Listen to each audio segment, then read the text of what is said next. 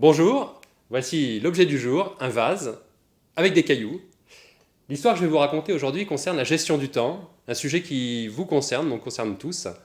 Un professeur était venu parler de ce sujet d'ailleurs devant des dirigeants.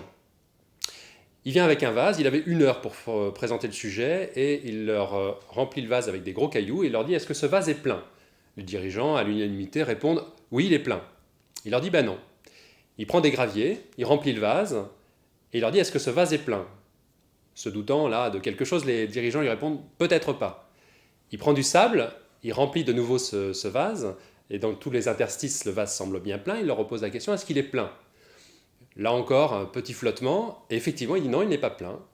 Il reprend de l'eau, et il remplit le vase à ras-bord, et il leur dit: est-ce que là, il est plein? Et là, tout le monde répond: oui, il est plein. Il leur demande quelle est la morale de cette histoire. Quelqu'un lève le doigt et lui dit: écoutez, la morale, c'est que quand notre agenda semble plein, on doit toujours pouvoir en mettre plus.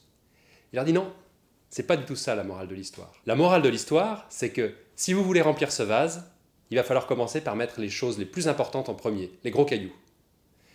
Cette histoire, elle illustre parfaitement ce qu'est pour nous la gestion du temps. Est-ce que nous pensons dans notre équilibre professionnel à ces choses les plus importantes qui sont bien souvent d'ailleurs de l'ordre de l'équilibre personnel?